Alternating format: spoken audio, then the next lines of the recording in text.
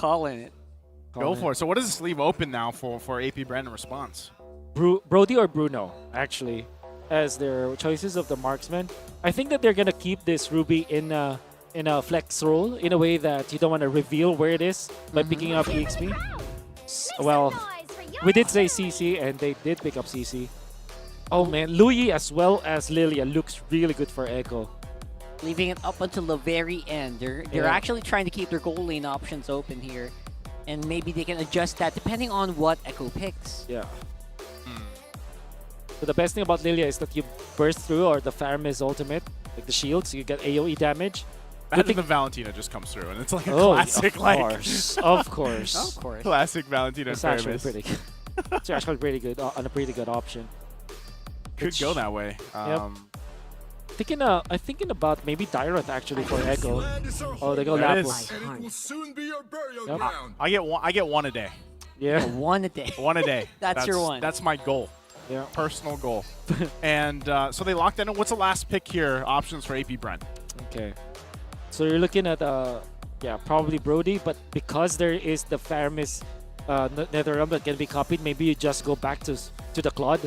You have CC and Ruby anyways for the support, and you have the Faramis ultimate to go with that, so it could be A-okay with the Claude. Another option is the Bruno, which is a pretty standard option, but just because of the fact that there is this Lapu Lapu, you might want to reconsider your marksman options. And of course, the Brody. Funny how we said that Brody will be picked up third, but it is picked up last anyway, so... It's just so good right now. Obviously, it's the marksman that will. Yeah, you mentioned it. It's not gonna win against the Roger. Yeah. Up again, a best of 3 here between the world standards. It's Echo and AP Bren.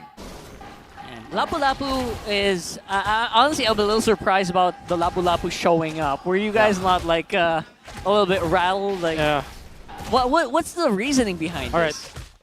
I have a simple way of tackling things wherein every time that the Faramis is meta, Lapu Lapu will always be meta. Yeah. Just because of that interaction, like, where you're the one to kind of counter the Faramis ultimate. It's pretty simple for me. So just dive in on the Faramis ultimate with your bravest fighter. Exactly. Just free setup, because one swing of your, or maybe 2 swings of your ult, you already have taken out the Netherrealm extra shields, and they will be stunned, and that's free setup for your stun. And not only that, but you actually get to complement, and this could work also really well with the final slash, right? Either for the after effect of that, when the Netherrealm is already kind of expended a little bit, or even to set it Good up, point. Yeah, that's to let that be available. really great point, because what you get from it, like, is extra vengeance. At the same time, you kind of can swap between your initiations, right? You can start with the Arlet, you can start with the Lapu Lapu, or vice versa. Right. But we're also seeing a little bit of a, what do you call this, reminder why the Lapu Lapu is going lower in the pick percentage, because the CC is just tearing through it at this moment. So, again, it all depends on whether or not you're going to be aggressive or you're going to try to maybe just sustain up until the mid game, I guess, right? Now, as we get ready for this first big objective of the game, that Turtle being that, we'll have to see how AP Bren wants to approach this with the lineup they have. In terms of already having, you know, this Faramis pick, this Valentina pick, a matchup that we used to see so much of, we know that it draws fights out, like it draws team fights out here.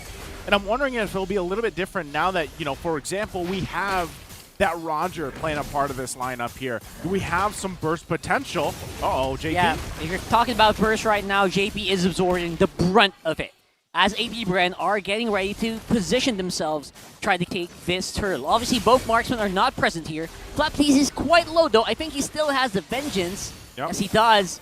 So that means it might just get reset here, and that's exactly what they're doing. Okay, so they're just kind of feeling things out here. Both teams, though, now have a lot of those level 4s available to them. You can see how it's still very calculated from both teams on how they want to approach even this first turtle. That's what's expected from them in the 4-on-4. There you go. Sanford diving in. Bravest fighter. He is looking at forward view. And Carl Teasy will get the retribution while all that's happening. Right now, everyone is just compressed into one area. And both teams are going to be using that Netherrealm. And now the fight's happening. The sustained damage is actually better here on the side of AP Bren now. They will come out on top with a kill. Okay, so they trade there. JP the one to go down. AP Bren still looking possibly for more here. They're going to back off, but it's a 1-for-1 trade with the Turtle in favor of Echo. Wow, what a long story that we just saw. It's a matter of a minute. It all started with a very weird rotation from Echo that allowed Kaltizi to have level 5 over Kaltizi, but didn't matter anyways because what they did was to sacrifice some of the XP on Sanji so that they will have to wait for Sanji's ultimate to be up. And they also took so much time resetting the Lord that Kaltizi caught up when it comes to the XP. Eventually, Sanji nailed a wonderful Netherrealm on his own. And JP with initiation. It's like a very long movie that we've seen in just a matter of seconds. Yeah, and that's what I was mentioning earlier, right? Like, that's what the Faramis Valentino matchup is known for. Yeah. It's those long exchanges, and they really draw things out. So when you take that into consideration in the hands of teams like this, like Echo and AP Bren, you're going to see a lot of this kind of micro play come into these fights, and that's where you really want to be able to pay attention because it's all about the timing on how they expend that, especially with Sanji having the Netherrealm himself over from Few. So, again, as things kind of get situated here, there's not going to be anything drastic happening so far because that's just how these two world caliber teams are going to play it out until eventually, if you look at it statistically, AP Bren has been known before that first Lord to really go and try to force a play, make a play, and that's the swing for them. Now, Echo, on the other hand, they like to just kind of go for it sometimes, even early on. And that could possibly what they do here. They're going to poke down a little bit for Kyle Teasy, but still, Turtle now up. Take a look at the positioning here for both teams as well. Going to start it up. Gold lane still waiting patiently, but look at the pressure from Flap up top. It's really good right now. Obviously, we're seeing basically a free turtle here for Echo, but yeah, Bren's getting a lot on the map as well. So it's basically they're trying to nullify each other on the macro scale of things. Yep. This is where we start to go for trades, and this is probably why people are looking at the meta in the Philippines. Why it looks quote-unquote boring, because sometimes teams have understood their power spike so much that in that case, like the slight advantage that Echo has when it comes to EXP as well as damage because they got the first turtle, AP Bren already decided we cannot fight second turtle with just trades, so they even up. It's just all trades.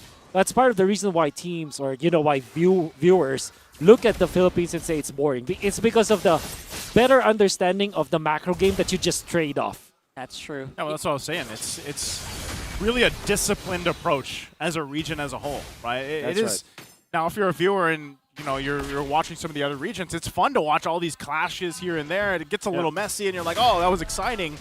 But also, there's a whole nother level to it where it's exciting looking at how they approach teams like this, approach these objectives, because we don't. Let's be honest, we all know that objectives win the game. Right? That's what it is. Yeah. And the same can be said when you look at the disciplined approach towards the objectives. Yeah. These teams also take the disciplined approach to team fights. Yep. So even the team fights, for the most part, are not messy. Exactly. And some people just construe that with messy as entertaining. Exactly. Well, it depends how you look at it. Depends how you look at it. That's why I really like our international restreamers. Big shout outs to Trex. Trex is entertained by this kind of gameplay. Yeah. Oh yeah. And another restreamer named Mirko. Who's Mirko? Who's Mirko? He likes something that starts with Viva and ends with Max. So shout outs to Mirko. He's also restreaming right now. He's bored about this stuff because he's a messy player, He is. I've seen him jungle. Yeah. Shout outs to Mirko. What's up, Mirko? Shout out to all the restreamers here as part of the English broadcast. Now, once again, Turtle's going to be up here. Third one of the game. AP Bren going for a fight. Oh man, JP's dancing in and out of these ones, and he has to use that flicker to basically survive. Right now, though, Sanford, he's not done. Trying to get that fight started, and bullets are flying everywhere. Both teams flying under the Netherrealm right now, and healthier HP bars belong to AP Bren. Carl TZ, he doesn't really have that much sustain left anymore. Ultimate's already used up here, and Flap TZ, he's yo-yoing himself into the fight. Benny Cutie still got some firepower with that Lycan Pounds, and it looks like it is going to be, feels like even Stevens for some reason. At the end of the day, it looked really good. It looked good, though. It looked good, right? And Sanji was very disciplined. I gotta say, big props to Benny Cutie. Very clean gameplay from the Roger. taking advantage of the Lycan pounce, and also the way that he switches between range and melee mode, as he's able to just kite through the members of AP Bren. It looked really bad for Echo, but he kind of salvaged it. Nevertheless, I think it was Kyle Teasy as well as Look at Owen this. that really made this look good for AP Bren. The way that they are kiting, look at that in and out. You're looking at AP Bren. In and out of the fight. Eventually, Kyle Teasy goes down. And this could have been very bad for AP Bren, but they dodged it in the end. Good clash from both teams. Yeah, that could have been so much worse. It looked Yeah. really bloody. And at the same time, people were juggling HP bars between each other. You know how that's just one of your stickers will say this. That was a masterclass of how the team fight. Yeah, it was. And real quick, as we get ready for the next objective here, items, how's it looking, Wolf? Okay, so one thing that really shocked me was the choice from Benny Cutie. And this is Impure Rage, Roger. We saw earlier it was the Marksman emblem. Yep. Right now, he went in for Impure Rage. And his first item actually wasn't the typical ones. He went for the Wind Talker first, focusing on farm and objectives. Yeah, basically, faster attack speed and faster move speed get Exactly. towards those gold sources a lot quicker. Okay, with that, next resource here, as they play around it, the next objective is going to be this Lord up. AP Bren not able to find the pickoff they were looking for. They did get the Daytona's a welcome up, but it's just going to be back up by the time that Echo decides to actually go ahead and contest this. But you still see the focus on the map, especially from Flap here on the bottom side now with the CC pushing there as he goes and grabs that. So they get another turret to work around with. And right now, AP Bren has to decide how they want to approach this. They still don't have a clear go signal on taking this Lord. So they'll just kind of wait and feel things out. Either of these teams, if they can get the mid turrets down, the tier 1s, that would help them a little bit more. But right now, it's a stalemate.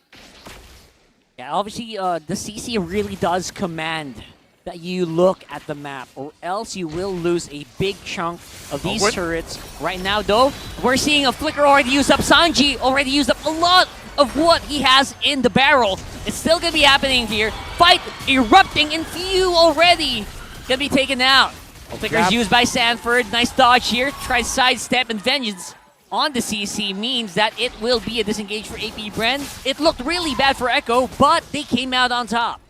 Great response there in that poll even. Still going. Oh, they're still going. They're happy to throw out this final slash here, knowing that Few actually does not have the Flicker available, or Flap. the Purify available, rather. And now it's going to be Flap. TZ suffering here.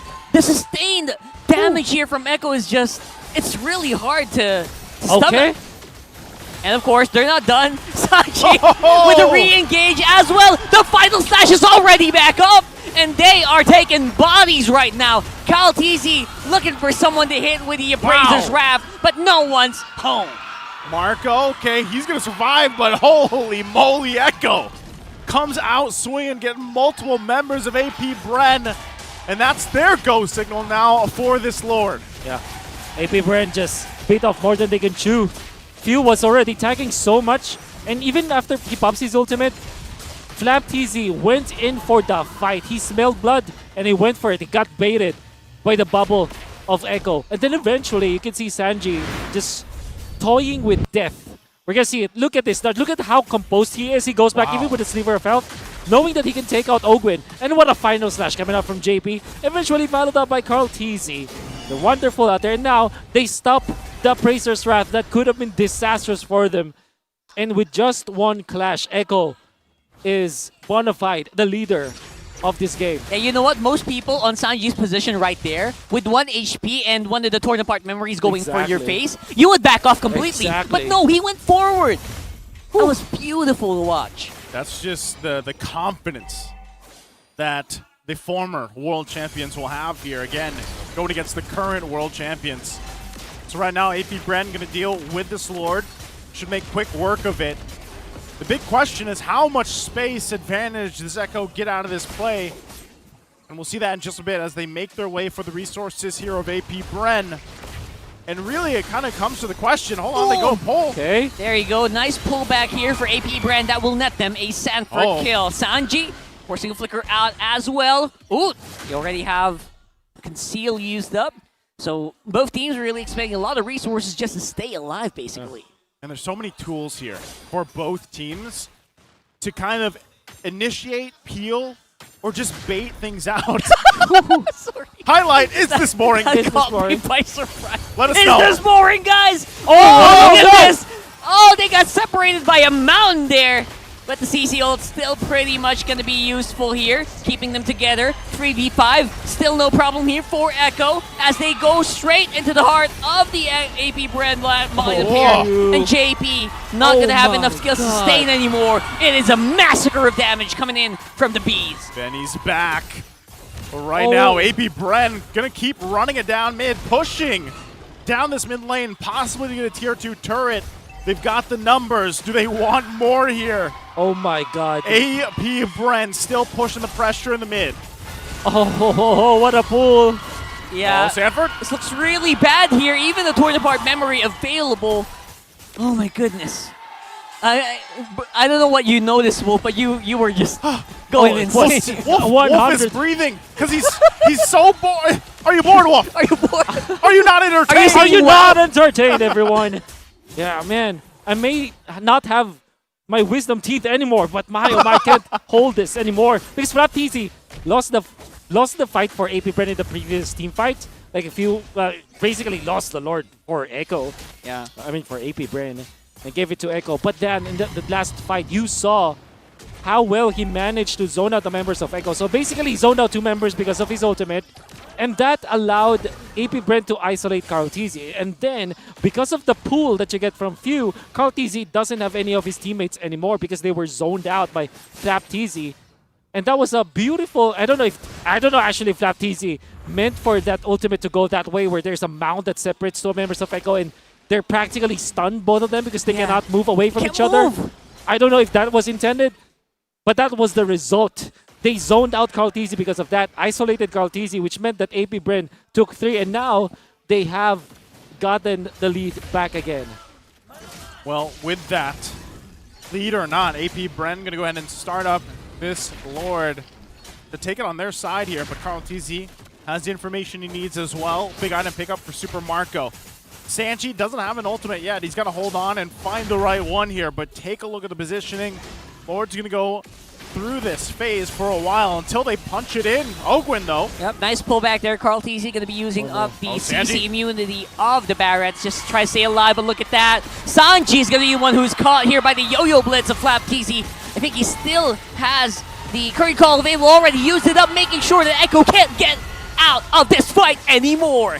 Now the fight's happening right now. HP are still very much healthy here for AP Bren, who have maximized the use of the Nether Realm. And now it's going to be JP falling. Oh man, it's only Benny Cutie. AP Bren, we don't even need the Lord. They say, let's push it down the mid. And it's Benny Cutie against AP Bren. The Orcas are going to be the one. Make sure to click that goodie bag on your base, on your TikTok app, as they are going to be walking and making short work of that base inside. It's 1-0 for the World Champs. The World Champs take first blood in the series 1-0 against Echo. As it looked so good for them earlier on, they flipped it around so quickly.